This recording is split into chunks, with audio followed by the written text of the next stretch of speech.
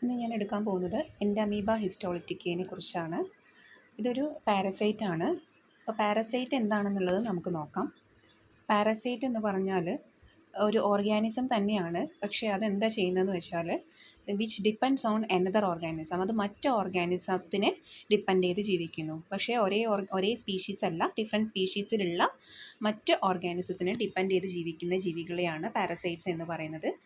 Depends ചെയ്യുന്നു എന്ന് പറഞ്ഞാൽ എന്തിനു വേണ്ടിയിട്ടായിരിക്കാം? ഒന്നുകിൽ ഫുഡിന് വേണ്ടിയിട്ടായിരിക്കാം, അല്ലെങ്കിൽ ഷെൽട്ടറിന് വേണ്ടിയിട്ടായിരിക്കാം, അല്ലെങ്കിൽ എന്തെങ്കിലും തരത്തിലുള്ള വൈറ്റൽ ഫിസിയോളജിക്കൽ കണ്ടീഷൻസ്, അതായത് റീപ്രൊഡ്യൂസ് ചെയ്യാനോ അങ്ങനെ എന്തെങ്കിലും ആവശ്യത്തിന് വേണ്ടിയിട്ടായിരിക്കാം. പക്ഷേ ഈ ചില പാരസൈറ്റ്സ് അതിൻ്റെ കംപ്ലീറ്റ് ലൈഫ് സൈക്കിൾ ഒരു ഹോസ്റ്റ് ബോഡിയുടെ ബോഡിയിൽ തന്നെയായിരിക്കും. ഹോസ്റ്റ് മീൻസ് ഈ പാരസൈറ്റ് ഡിപ്പെൻഡ് ചെയ്ത് ജീവിക്കുന്ന ജീവികളെയാണ് ഹോസ്റ്റ് എന്ന് പറയുന്നത്. ഓക്കെ, നെക്സ്റ്റ് പത്തോജനിക് പ്രൊട്ടിസ്റ്റിനെ കുറിച്ച് പറയാം. പത്തോജനിക് പ്രൊട്ടിസ്റ്റ് എന്ന് പറഞ്ഞാൽ ഡിസീസ് പരത്തുന്ന പ്രൊട്ടിസ്റ്റ്. അതാണ് പത്തോജനിക് പ്രൊട്ടിസ്റ്റ് എന്ന് പറയുന്നത്. നമ്മുടെ ബോഡിയിൽ, ഹ്യൂമൻ ബോഡിയിൽ അങ്ങനെ പലതരത്തിലുള്ള പത്തോജനിക് ആയിട്ടുള്ള പ്രൊട്ടോസോവൻ പാരസൈറ്റ്സ് ഉണ്ട്. അതിന് എക്സാമ്പിളാണ് Entamoeba histolytica. Entamoeba histolytica amoebiasis ആണ് പരത്തുന്നത്. ട്രിപ്പാനോസോമ സ്ലീപ്പിംഗ് സിക്നസ് പരത്തുന്നുണ്ട്. ലേഷ്മാനിയ, കാല അസാർ, പ്ലാസ്മോഡിയം മലേറിയ പരത്തുന്നുണ്ട്. ജിയാർഡിയ, ഇതൊക്കെയാണ് പത്തോജനിക് ആയിട്ടുള്ള പ്രൊട്ടിസ്റ്റ് എന്ന് പറയുന്നത്. ഈ പത്തോജനിക് പ്രൊട്ടിസ്റ്റിൽ ഈ ഒരു പ്രോട്ടോസോവൻ പാരസൈറ്റ്സിൽ ചിലത് പത്തോജനിക് ആണ്, അതായത് ഡിസീസ് ഉണ്ടാക്കുന്നുണ്ട്. ചിലത് നോൺ പത്തോജനിക് ആണ്, അതായത് ഒരു തരത്തിലുള്ള ഡിസീസും പരത്തുന്നില്ല.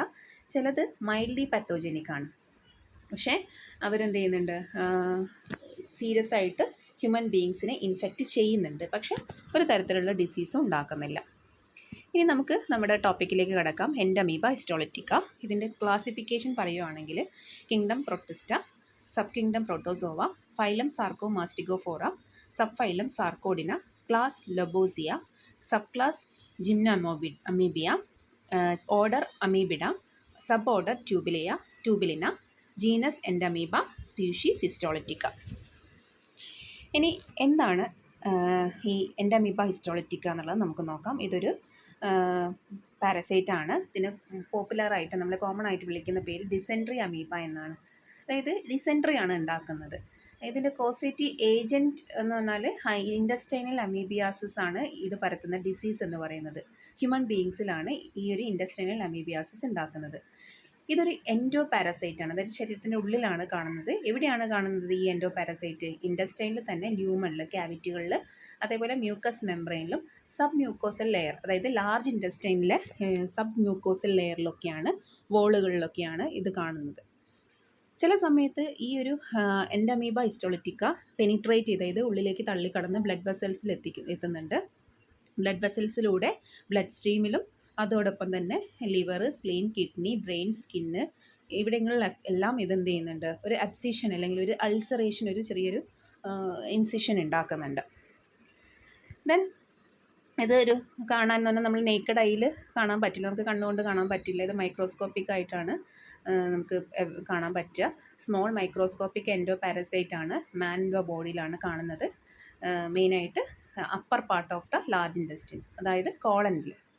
ഓക്കെ, പിന്നെ ഇതിൻ്റെ കോസേറ്റീവ് ഓർഗാൻസ് ഞാൻ പറഞ്ഞിട്ടുണ്ട്. അമീബിക് ഡിസെൻട്രി ആണ് ഇത് പരത്തുന്നത്, അല്ലെങ്കിൽ അമീബിയാസിസ് എന്നും കൂടി ഇതിന് പറയാം, ആ ഒരു ഡിസെൻട്രിക്ക്. ഇനി ഇതിൻ്റെ മോർഫോളജിക്കൽ ഫീച്ചേഴ്സ് ഇതെങ്ങനെയാണ് കാണാനുള്ളതെന്ന് പറയാം. ഇതിൻ്റെ മോർഫോളജിക്കലി 3 ഡിസ്റ്റിങ്ക്റ്റ് അല്ലെങ്കിൽ 3 ഡിഫറെൻറ്റ് ഫോംസ് ആണുള്ളത്. അതിലൊന്ന് ട്രോഫോസോയിറ്റ്, രണ്ടാമത് പ്രീ സിസ്റ്റിക് ഫോം, മൂന്നാമത് സിസ്റ്റിക് ഫോം. ഈ ചിത്രത്തിൽ തന്നെ നിങ്ങൾക്കത് കാണാൻ പറ്റും, ട്രോഫോസോയിറ്റ് എന്താണെന്നും പ്രീ സിസ്റ്റിക് എന്താണെന്നും സിസ്റ്റിക് ഫോം എന്താണെന്നുള്ളത്. ഇതാണ് മോർഫോളജിക്കലി ഇതിൻ്റെ 3 വ്യത്യസ്തമായിട്ടുള്ള ഫോംസ്. ഇനി നമുക്ക് ട്രോഫോസോയിറ്റിനെ കുറിച്ച് പഠിക്കാം.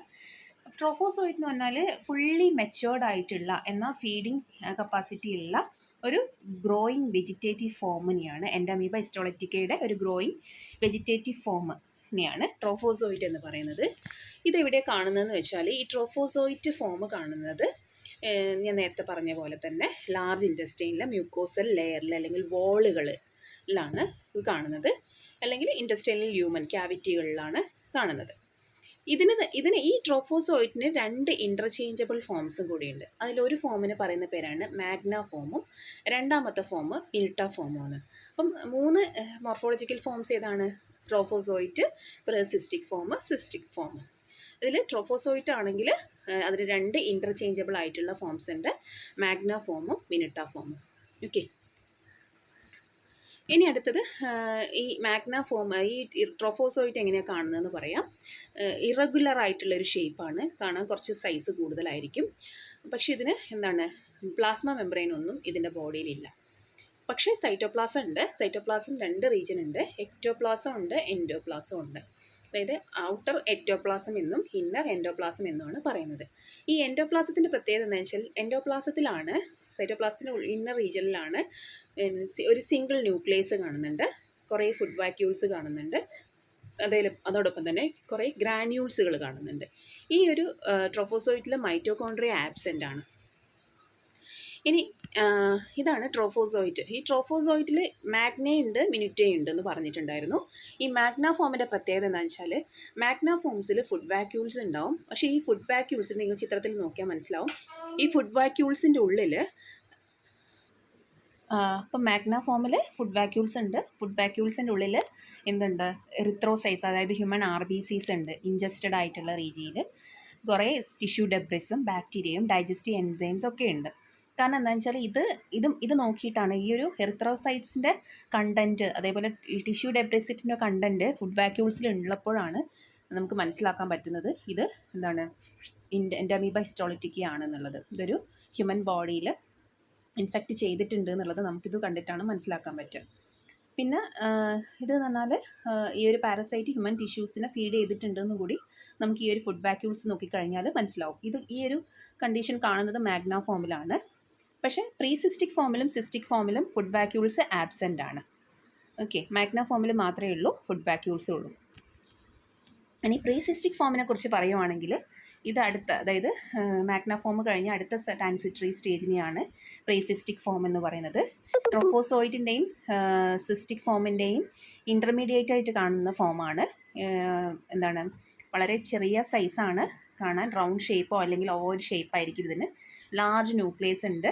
പിന്നെ അത് മാത്രമല്ല, പുറത്തേക്ക് തള്ളി നിൽക്കുന്ന ഒരു സ്യൂഡോപോഡിയം ഉണ്ട്, ബ്ലണ്ട് ആയിട്ടുള്ളൊരു സ്യൂഡോപോഡിയം കൂടി ഇതിനുണ്ട്.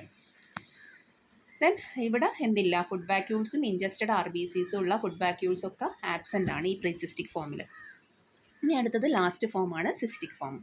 ഇതെന്ന് പറഞ്ഞാൽ അടുത്ത സ്റ്റേജാണ്, എൻസിസ്റ്റഡ് സ്റ്റേജാണ് സിസ്റ്റിക് ഫോം എന്ന് പറയുന്നത്.